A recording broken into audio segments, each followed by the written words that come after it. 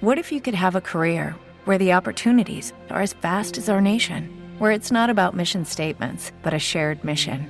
At U.S. Customs and Border Protection, we go beyond to protect more than borders. From ship to shore, air to ground, cities to local communities, CBP agents and officers are keeping people safe. Join U.S. Customs and Border Protection and go beyond for something far greater than yourself. Learn more at cbp.gov/careers. Every day, we rise, challenging ourselves to work for what we believe in. At U.S. Border Patrol, protecting our borders is more than a job. It's a calling. Agents answer the call, working together to keep our country and communities safe. If you're ready for a new mission, join U.S. Border Patrol and go beyond. Learn more at cbp.gov/careers.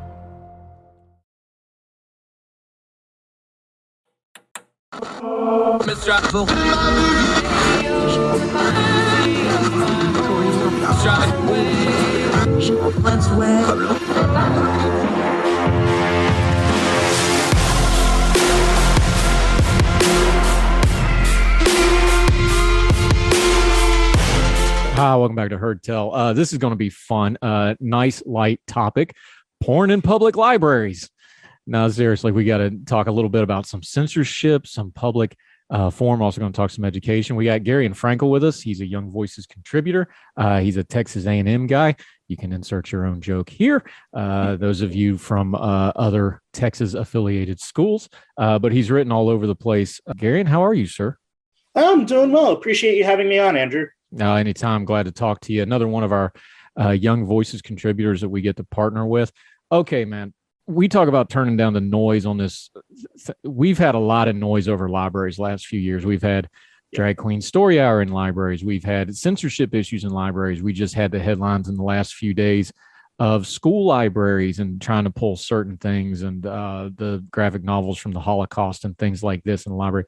Why are libraries, public and school, such a flashpoint in culture wars right now? Yeah, I think that's a good question because nobody really seems to have a firm answer to it. I think there's a couple of different dynamics that really go into why libraries are such a hot topic right now. I think one point is primarily historical. You know, we in America, even the progressives, though they'll never admit it, like their tradition. And we have this long historical tradition of libraries being a civic hub in the United States. They're a hub for learning, they're a hub for civic discussion, they're a hub for information, and it's been that way for 150, 200 years.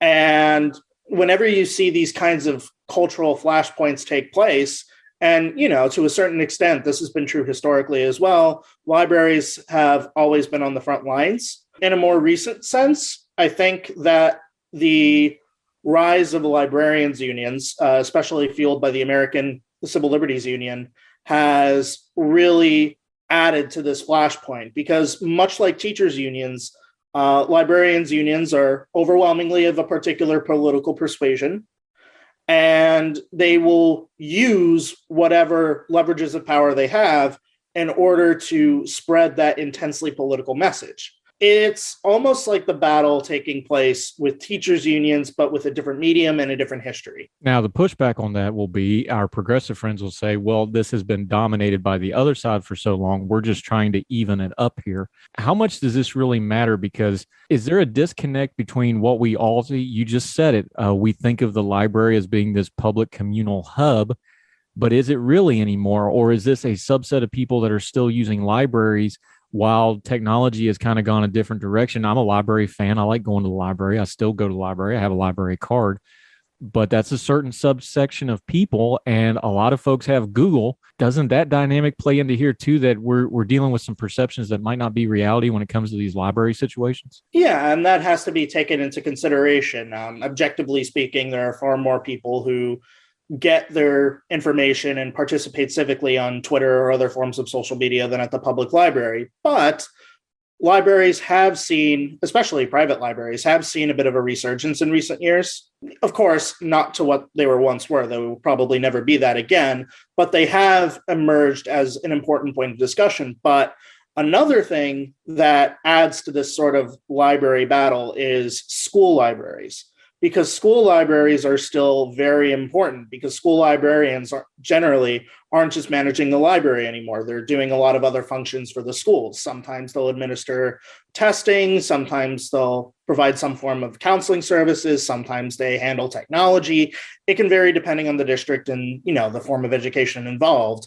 But school librarians still have a prominent role, and the American Association of School Librarians, which is the largest librarian union in the country, is a direct subset of the American Library Association.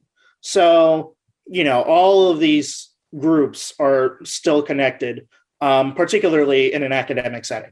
Yeah, and we should point out too that libraries are not just libraries. They're I know my polling place is at the library / community center. It's all one building. A lot of the COVID testing things have been in the library, so they're used for a lot of different stuff here. Talking to Garion Frankel, okay, when you wrote about this in the Federalist, you took a shot right off the bat, right in what we call the subheading. Took a little shot at libertarians right off the bat on it, saying that just kind of hand waving and dismissing this. It's not just all conspiracy theories. What did you mean by that, and what do you think? What do you think is noise, and what do you think is actual valid concerns? Because we've all seen the freakouts over certain things with the libraries, the drag queen story hours, things like this. What is noise, and what is a legitimate concern that needs to be hashed out between libertarians, conservatives, and progressives here? Yeah, and so a lot of what qualifies as noise, at least in my opinion, for ever since the books came out, really, there's been this large-scale war over Harry Potter. You have people saying that it's unchristian or it's witchcraft or something like that. So Harry Potter has been challenged in libraries. It's been challenged in schools. It often appears on banned book lists.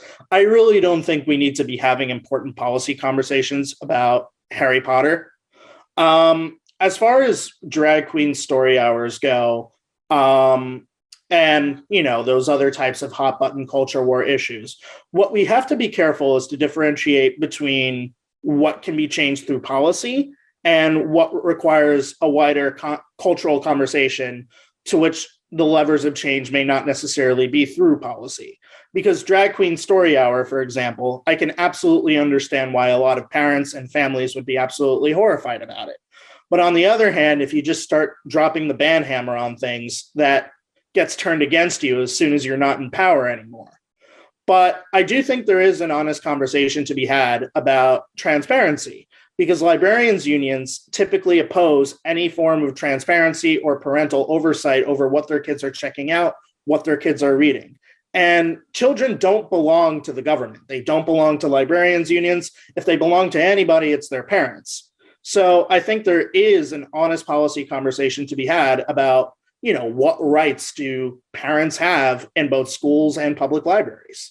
Yeah, talking to Garion Frankel. All right, let's hash that out, because what they will say, and the progressive folks will say, is the parental involvement is whether you're taking them to these events or not. It is fair for them to point out that Drag Queen Story Hour, that's a parent-led thing. Nobody made those kids do it. Those parents are probably going to do things like that in their private life anyway.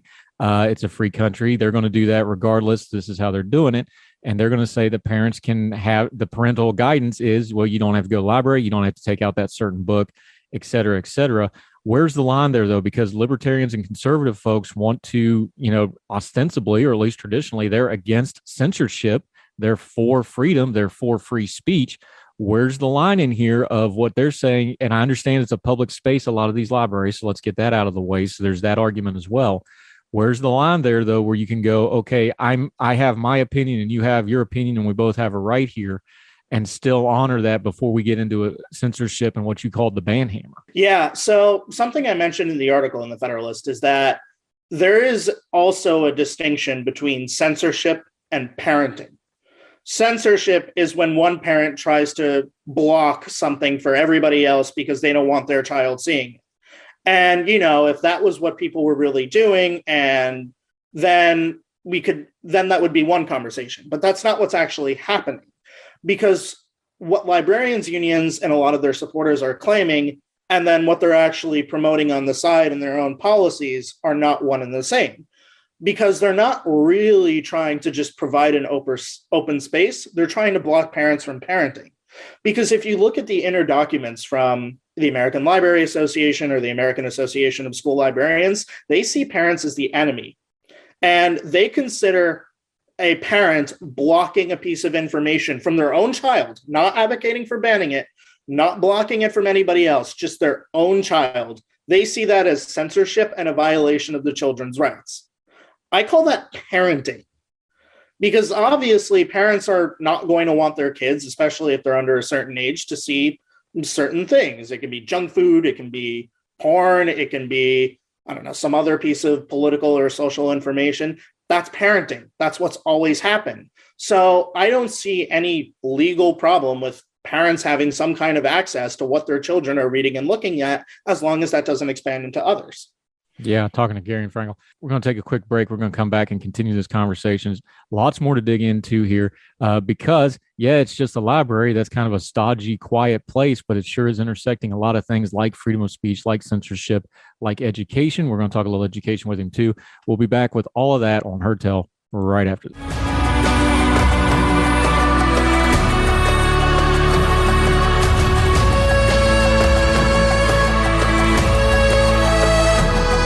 Back to Heard Tell. We're talking to Garion Frankel. Okay, I think part of the problem here is terminology.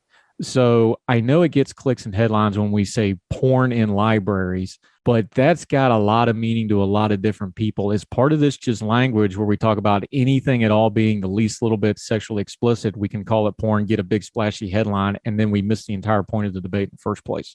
Yeah, and that's definitely a consideration, because what qualifies as porn to one person may be completely different for another person. But I think there are books in public libraries around the country that are being pushed towards children under the age of 18 that cannot, in any sense of the word, be considered as anything else besides porn. One of the most infamous examples is a graphic novel called Genderqueer. It's in dozens of public libraries and even in a few schools around the country. And Genderqueer includes images of extremely graphic sexual content, anatomy and all. And it's unclear whether some of these images may in fact include children. When a parent sees that book is in a library readily available for children under the age of 18, and the librarians unions consider any attempt to stop the child from acquiring that extremely graphic book to be censorship, of course they're going to get upset, and of course they're going to start pushing back on that. Again, and here's the pushback on that is, just so you can respond to it, there's graphic anatomy in the Bible. There's graphic anatomy in all sorts of things. And this is a book on a shelf. It's an inanimate object. It is not going to fly off the shelf and hit a kid in the head on its own. It has to be picked up. It has to be moved. And that's where the parental guidance comes in. Are we losing part of the conversation here with censorship by just not having some personal accountability involvement? To a certain extent, I think that would be a much better argument if the librarians unions, which are very powerful in a library context, weren't actively attempting to block any attempts of parental guidance. And I'm not even talking about public policy levers. I'm not talking about book bans. I'm not talking about literary hit lists. I'm not saying efforts to, remove this book from the library. From a policy perspective, if a parent tries to block their child from checking out a particular book, and their child alone, without any impact on anybody else, the librarians unions consider it censorship. You can find that in their documents. You can find that in their training sessions. It's all there. They do not want any parental supervision over what their own children are reading. Now, I think part of the problem here is you've also written on education. So this goes to education too, is when you're talking about education, when you're talking about a teacher, when you're talking about a student, and you're talking about a parent, there needs to be a relationship and a partnership between all three of those things, or none of it works. We're seeing it in the education sphere where it becomes teachers versus parents. That's unhealthy for both sets of people. And that seems to be happening in the libraries as well. How do we repair that? Because what we have now is a power struggle where it's, well, I have parental rights. And then the library is like, well, I have free speech rights. You're never going to really gain ground there. How do we make this more of a partnership of, hey, you have a resource to give to the public. you have a child that you're trying to get these resources, or how do we make that more of a partnership and less of a policy debate? Yeah, and I think there's a different answer for that in both schools and libraries. It's rare to hear this these days, but it's actually easier in the schools. It's no secret through my writing and through some of my other work that I'm a big proponent of school choice. So school choice doesn't just benefit children, it doesn't just benefit families, it also benefits teachers, because since there are more schools, there's more variety. A teacher can work at a particular school that reflects their values, that reflects their pedagogy. So it's easier under those circumstances to develop a healthier relationship with parents and students. So like you said, it becomes more of a partnership than a policy battle. It's a lot more difficult in libraries because, when it comes to schools, we say teachers unions, but really teachers unions have a lot more influence over, upper levels of administration and financing decision than they do on what actually happens in the classroom. Whereas with librarians unions, there's a much more of a direct reach. So part of the problem with developing a partnership with librarians in some settings is that those librarians are prominent members of librarians unions. And those librarians unions have very particular guidance. They have very particular training. It's, almost a setting of indoctrination because they have very particular beliefs and they want librarians to put those beliefs into practice, whether they're right or wrong or whether parents like it or not. So it's a much more challenging task with libraries than it is with schools. And, for many people, there's an argument to be made that it might not even be possible in a library setting, and that any type of real change is going to have to happen at the policy level or through some kind of third party, which is why I proposed a book rating system in my Federalist article. We rate movies, we rate TV shows, we can rate books too. And then parents can make decisions based on whatever book rating they feel is appropriate for their child. But librarians unions oppose that too. So it's hard. It's really hard. Yeah, talking to Garion Frankel. Okay, you've been beating up on the library union, teachers unions by extension. But you actually end this piece with, I think, something insightful aimed at the parents of, for whatever issues you may have with the library union and their leftward tent ideologically, giving the rightward tented parents whatever they wanted would be just as equally bad, if not more destructive, to the purpose of putting knowledge in the hands of children.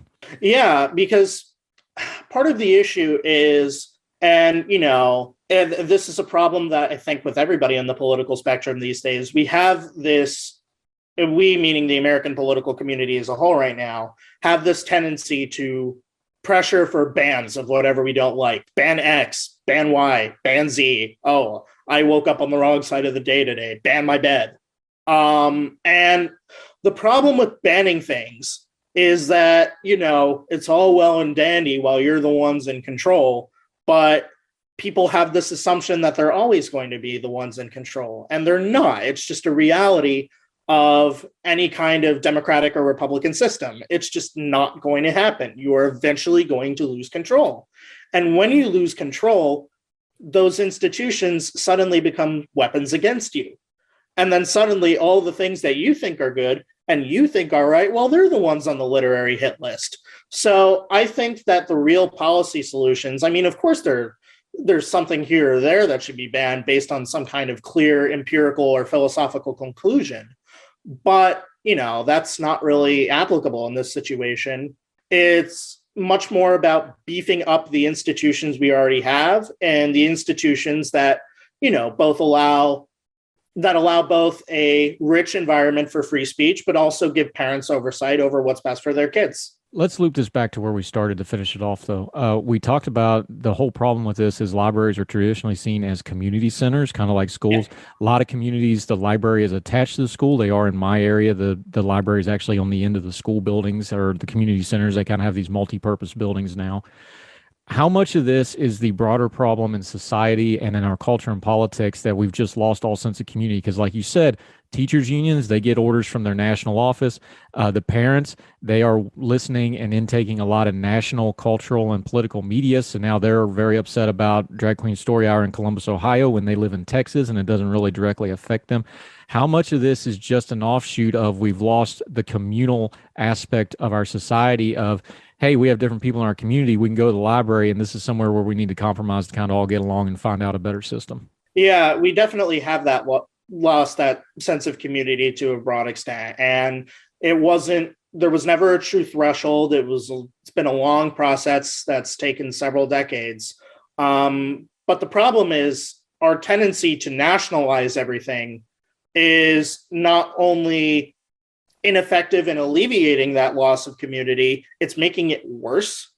So I think in order to really sort of improve our civic health, we need to make more decisions at the state level. We need to make more decisions at the local level. We need to make individual people, they feel like they have agency in their own lives, because when they don't feel like they have agency, when they don't feel like they have any sort of input, when they don't feel like they're being listened to, they sort of join these national movements that are sometimes, and possibly quite often, more destructive than they are beneficial. Yeah, I think so. And it's harder to yell and scream at somebody that's sitting in front of you than on Twitter or on Facebook. And we kind of lose our humanity that way. So good stuff. Like to dig into it more. We got to leave it there. Garion Frankel, good stuff, good writing. You're writing all over the place. You're a Young Voices contributor. Let folks know where they can follow you on social media and the writing stuff you got going on so they can keep up with you. Yeah, I'm most active on Twitter at Frankel Garion, literally just my last name, then my first name. And I frequently write in Chalkboard Review, Redefine Ed, and the American Institute for Economic Research.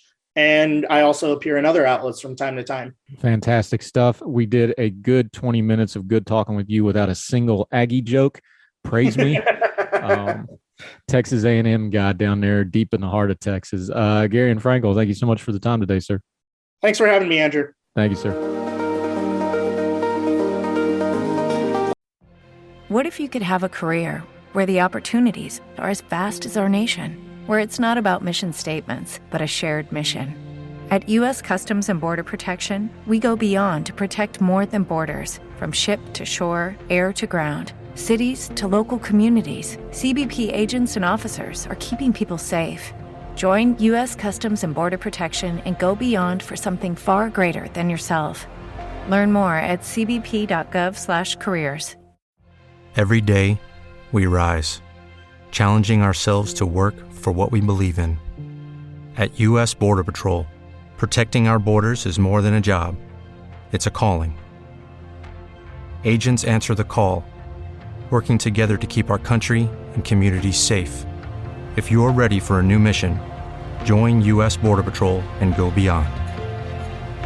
Learn more at cbp.gov/careers.